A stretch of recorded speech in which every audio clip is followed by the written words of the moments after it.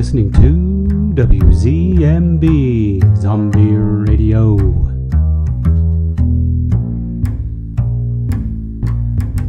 Remember him, Muse? Surely you remember the Zombie Radio DJ. That voice, that disembodied voice that hung out in the airways to entertain and warn people that the apocalypse was nigh. Is he back? Or is he not? What am I talking about? Hi, Muse.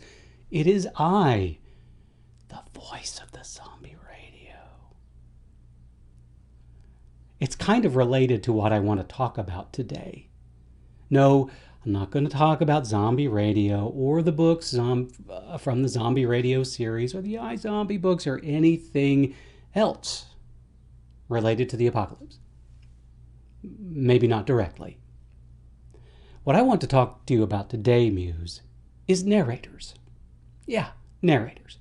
No, not the kind of narrators that sit at a desk behind a mic and record books for those of you who want to hear instead of read.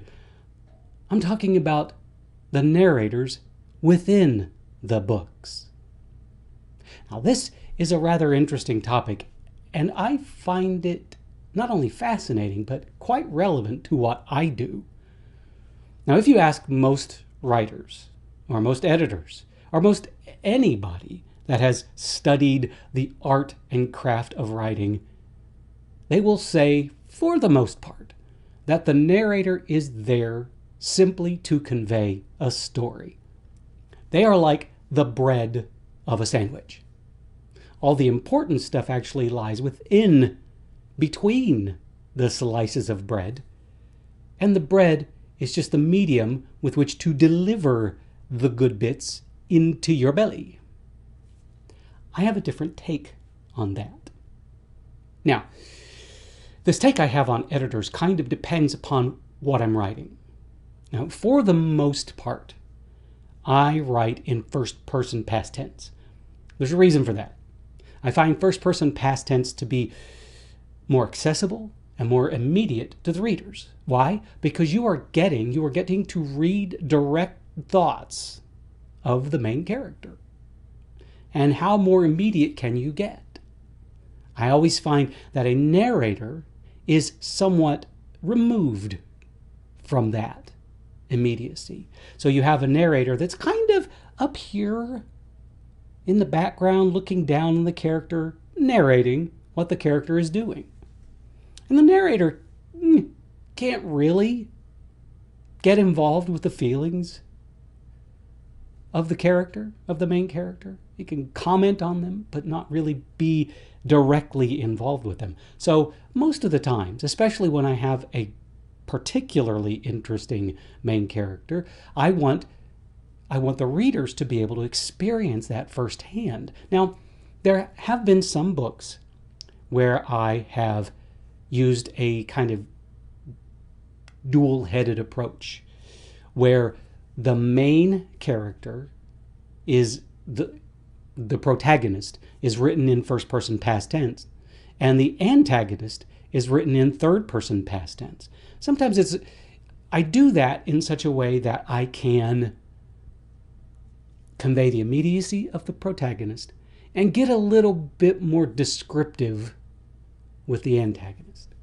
So you have the disassociation or the dislocation and the distance from the antagonist, but the immediacy of the protagonist. But it's not the first person past tense narration that I want to talk about, because the first person past tense narration depends upon the character. So it is not just depends upon, but is dictated by the character. So if you have a particular protagonist with a lot of personality, a snarky personality, that narration is going to be somewhat snarky. You see what I mean? The third person past tense, however, is where it gets a little tricky, and that's what I want to talk about today. And the reason why I want to bring this up is because I am a rule breaker. I break rules all the time, and I do it intentionally. And I look at those I don't look at the people, but I look at the people, the advice of the people that would say that third person past tense narration should be the bread of the sandwich and say, oh, nay, nay. Nay, nay. I think that very often that leads to generic writing. Now, I know it's crazy. Some people you're probably saying, yes, but your narrator is just there to convey the story, to tell the story, and you don't want that to get in the way of the story or the characters. Yes, but you also don't want your narration to bore your readers. And that is at the heart of what I do, of why I do what I do. I do not want to write works that bore the readers. Now, that doesn't mean that I'm going to take the narration into a completely crazy location and all of a sudden become incredibly florid with the narration and have it go off on tangents not related to the story. But at the same time, I don't want the narration to be flat. For me, the last thing a narration should be is a pair of beige khaki pants. When I dress up my narrators, they are not wearing khaki pants and blue button-downs. They are wearing something a bit more stylish, a bit more flattering. Let's take, for example, or pour exemple, as I want to say, my series Shiro. Shiro is probably the farthest away from standard narration that I have ever written. It didn't necessarily start that way. When I first started writing Shiro, I knew that the whole book was going to be tongue-in-cheek. But at the same time, it began with a sort of standard narrator. But as the series went on, the narrator developed a personality. And by the third book in the series, the narrator did not just have a personality. He started to comment on what was happening. And by the end of that book, he was not only commenting on the action of the book, he was commenting on the characters of the book and commenting on the readers who were reading the book and even commenting on me, the writer. So that narrator became self-aware to the point where the narrator knew he was narrating a book, and a very snarky, tongue-in-cheek book, and it was written by a very snarky, tongue-in-cheek writer, and was probably being read by people who had a penchant for snarky, tongue-in-cheek work. So at that point, the narrator was in on the joke. I gave the narrator a life of its own on purpose, because I wanted, in that particular series, I wanted the fourth wall to be not just broken, but to be shattered and crumbled to dust and swept away, to the point where the reader didn't just feel like that they were a part of the action. They thought they were a part of the written word. And that was fun. I had so much fun writing that. And I knew, by the middle of the second book, I knew that I had pretty much shrugged off all form and function generally applied to narrators. And Shiro's not the only book I've done that with. Of course, that's the only book I've done to that extent. But most of the time, my narration is either, obviously if it's in first person past tense, it is in the vein and voice of the main character. So that main character has to have a personality developed right from the beginning. I have to know that character before I write that first word. I can't just have that character develop. Well, the character will develop in the book, but I can't just allow my perception of the character to develop as I write. I have to know that character in and out before I write that first word, because the narration is dependent upon that character. I can't have a main character in a book that's written in first person past tense, wherein the narration is completely removed from the personality of the character, because that's disjointed. And the readers, it's going to affect how a reader reads the book. They're going to see the narration, the character of the narration, as differently as they see the character in the dialogue. So those have to be somewhat seamless.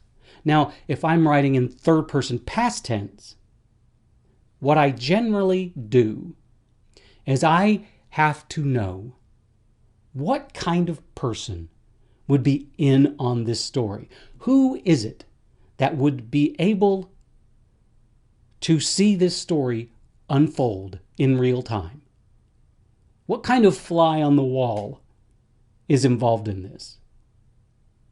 And once I get an idea of who and what that is, I can then give the narration a life of its own. And once the narration has a life of its own, it becomes active and a part of the story, and something that the readers won't get bored with.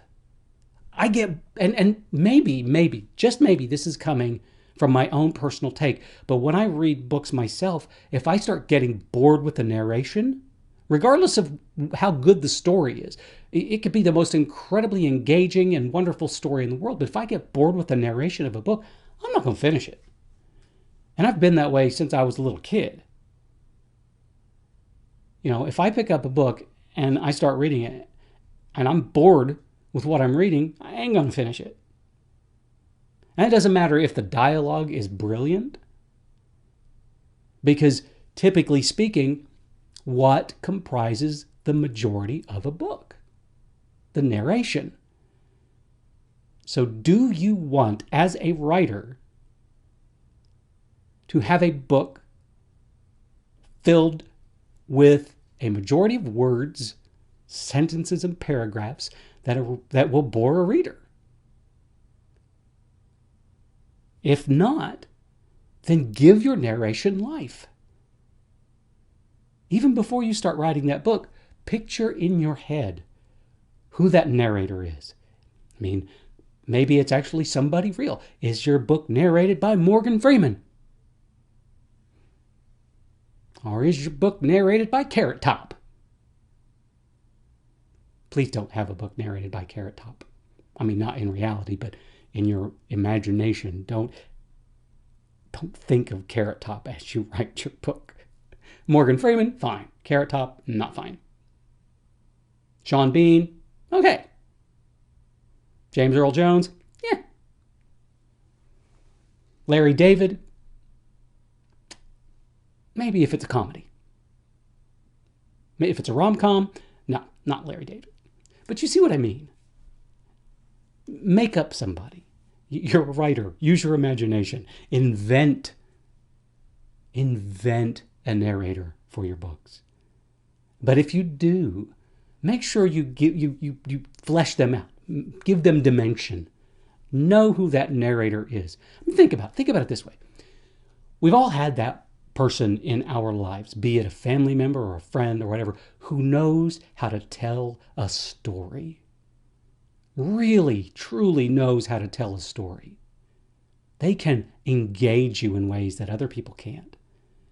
And then we have those other people in our lives who try to tell a story, and it is like pulling teeth.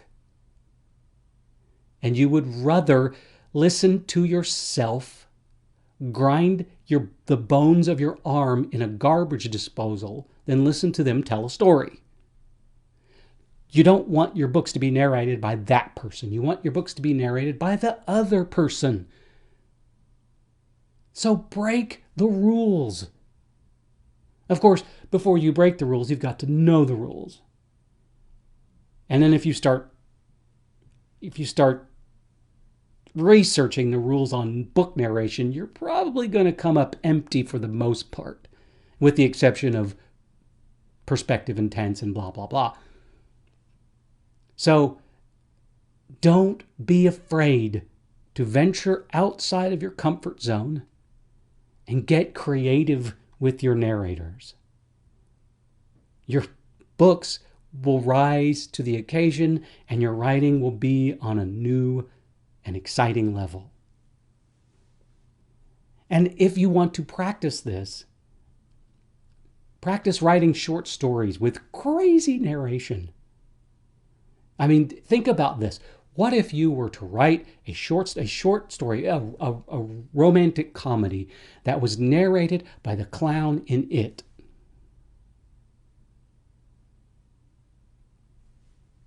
See what I mean? All of a sudden, things get really interesting. So don't let your narration be an afterthought. Don't let the majority of your written work be boring. Don't be afraid to break the freaking rules. Trust me, I am a professional rule breaker. You can ask anybody that has written or beta read or edited my books. I break rules. And I like it. Sometimes it works for me. Sometimes it works against me. Unfortunately, when it works against me, I have editors who say, nay, nay. Anyway, Muse, that's all I've got today. That is it. I hope it was enough. Breathe in, breathe out. We're all going to make it through this. Especially because we have people like you, Muse, on our side. And you are awesome.